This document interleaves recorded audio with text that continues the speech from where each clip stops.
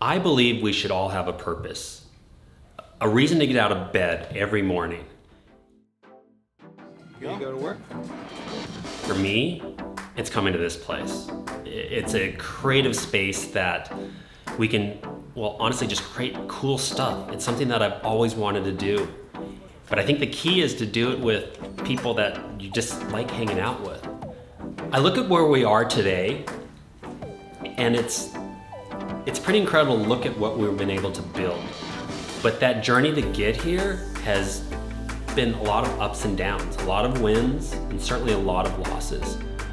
But honestly, it's something I would never change for the world, because that really helped define and shape what the business is and who I am today, but has paved that path on where we can go tomorrow. So this is Farm Design, and I want to share our story.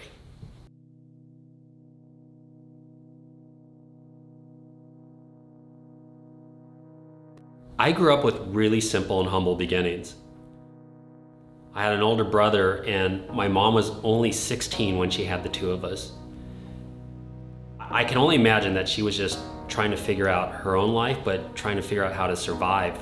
Ultimately, we bounced around a lot as kids. We would go from city to city and state to state. She eventually met her husband, and she got married, and we moved to a small town in Montana. It's called Geraldine. It's a small rural farming community, had a population of 300, and going to school there, it was just 50 kids in the high school, and I had a graduating class of just 10, and it was the same 10 kids that I knew since I was in 5th grade.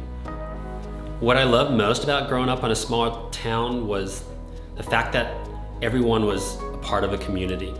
We're all sort of disciplined and hardworking, and I think that's just the nature of sort of growing up on a farm or a cattle ranch.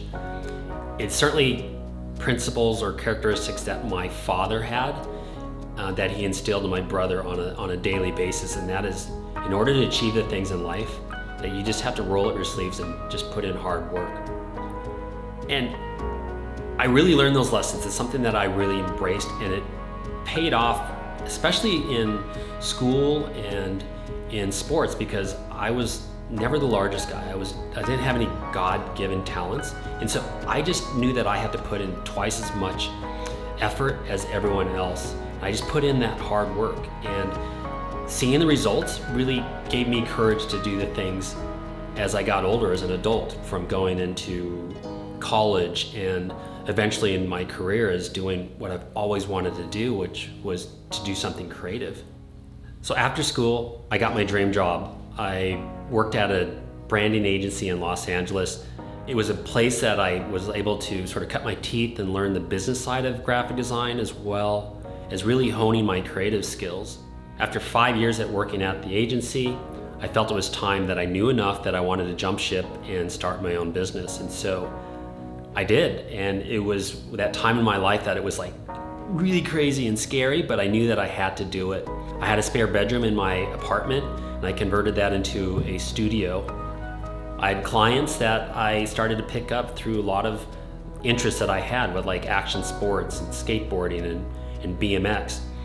And so it was a great time in my life because I was getting my own clients, I was supporting myself, and I was just doing dream projects, designing logos and branding systems for all these exciting clients. It also allowed me to travel a lot and see the world, experience new things. And it was really easy for me to just take it all in, and I'll be honest, it was great, but I think it was also a double-edged sword because I was very complacent. It was just a reactive thing, but it just seemed really easy in what was expected. Business was fun when it was good, and it took circumstances outside of my control to really unveil a lot of the flaws and the weaknesses that I had, the sort of things that I was really unprepared for. And I think a lot of it was rooted in I didn't have really long-term plans. I didn't have that vision on where to take the business. For me, it was in 2008, there was a stock market crash, and that affected everything. I saw a difference in my business almost immediately because the phone stopped ringing. Clients stopped calling because there just really wasn't money floating around like it used to. And it was very dramatic. And the first place I saw it was in the checking account. I would look at my bank statements every month and I would see it getting less and less. And that was hard because the work was not coming in. And that ultimately affected my relationship that I was in as well. And that was a long 10-year plus relationship that ultimately ended. I knew things were bad, and it became even more apparent when I'd come home and I'd start to see eviction notices on my door. And I knew I was behind on my car payment, and I was concerned of it being repoed. It would have been easy for me at this point in my life of feeling lost and somewhat inadequate to just bury my head in the sand. Or I could face it head on and face my failures. I chose the latter. I wanted to fight. And so where I started was I started looking at the business. How can I fix the business? What I really started to discover is that it wasn't the business at all, and it required me to look inward and find the root of the problem, and that was me. That is when the transformation really started to happen for me. I was reminded of a lesson my father taught me on the farm. He would always say, feed the soil and not the plant. And this was a very literal lesson that he was trying to teach us. And that was to put the focus on nourishing the foundation, the soil, to allow the plant to grow and flourish. And this was a metaphor that resonated with me, that helped me sort of recalibrate the way I looked at myself. At this point in my life, I had to stop worrying about what other people thought of me on the surface. I needed to focus on myself and my foundation. And in order to do that, I started to plan on long-term goals as opposed to those sort of short-term and tangible goals. So I started to focus on building the layers of my foundation to allow me to achieve those bigger goals that I had planned for myself. One of the first places I started to look at is really changing my mindset. What I started to realize is that I had sort of a fixed mindset. I think a lot of this was sort of predicated on my upbringing. I kind of felt like there are certain limitations on what I could achieve in life, financially, and in business. And so because of that sort of mindset, there was sort of like a ceiling that always sort of kept me down. When I started to shift to one of that as of a growth mindset, allowing myself to expand my knowledge and my abilities and feel like there are no limitations, that really opened up the possibilities so much more, because at that point it became endless. What was really easy for me in being a solopreneur working in my home office is that I was the only one. I sort of had this sort of echo chamber of listening to myself, and I didn't really have any of that outside knowledge creeping in, nor did I allow it to come in because I felt like I knew everything at that point.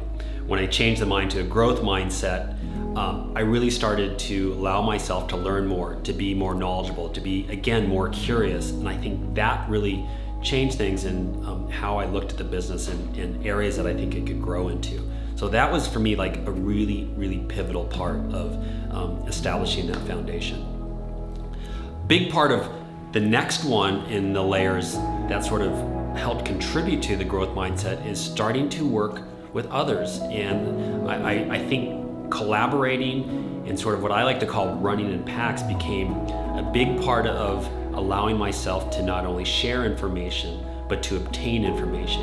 And that is working with other people around me. And this kind of happened by luck, because I was encouraged by a friend of mine to really hire someone else to sort of take some of the load off, to allow me to sort of like think and focus more on what I'm doing with the business. So I hired an intern.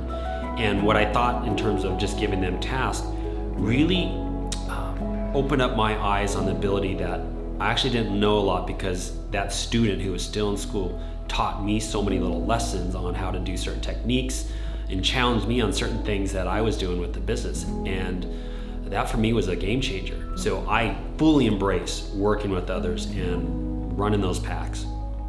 Another key layer that I wanted to focus on was getting out of sort of that space that I was in, this area of being complacent. And what I started to realize is that growth can't happen by staying in one place, that it requires action to alter the position that you're in. And this requires getting comfortable being uncomfortable. You have to push yourself outside of your norm, out of that space that is familiar with you to sort of try to achieve things. Because when you're able to challenge what you think and you are able to disrupt where you are, I think that's when the change actually happens, because you have to alter yourself and you have to improve yourself to solve that problem. In looking at all of these layers, there's one key one that is necessary, because now that we're thinking about bigger goals and looking at that bigger vision, in order to get there, we have to be able to manage our expectations. We have to allow ourselves to see progress, because it's that progress that motivates us to keep going day after day.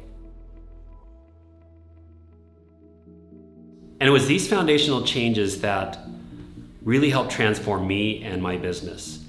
And the interesting thing was, even though I started to see results and success in what was happening, not only with myself and the business, but I discovered something far greater, in that I discovered happiness through all of this. Because what I started to realize is that I was doing this with other people, and that we were like-minded and we had goals that we're all trying to achieve that are greater than ourselves.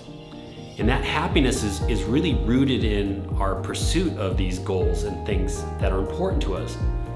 It's through that, I think, that constant pursuit of fulfillment. And that's something that I wasn't expecting, and that was probably the greatest gift that I got out of all of this.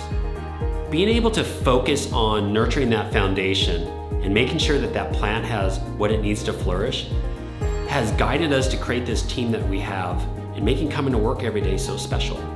Embracing this philosophy of feed the soil and not the plant creates this framework to inform us on all of our actions, and really it's the why we do what we do here at Farm Design.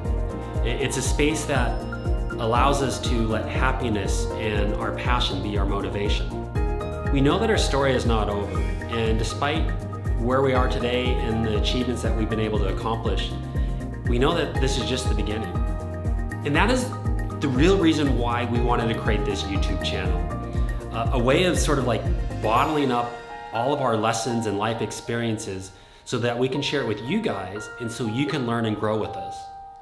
What you can expect from watching Do Good Work is not only me, but my entire team being as transparent as possible. We're gonna break down the walls on what we do here and our process as a creative agency, with the hopes of you improving your creative and business skill sets so you can achieve your personal goals. We would really love to have you guys part of our tribe here at Do Good Work. All you have to do is hit the subscribe button, and we want to know what you'd like to see in future content, so let us know in that comment box. Don't forget to hit like, and remember, life is better when you do good work.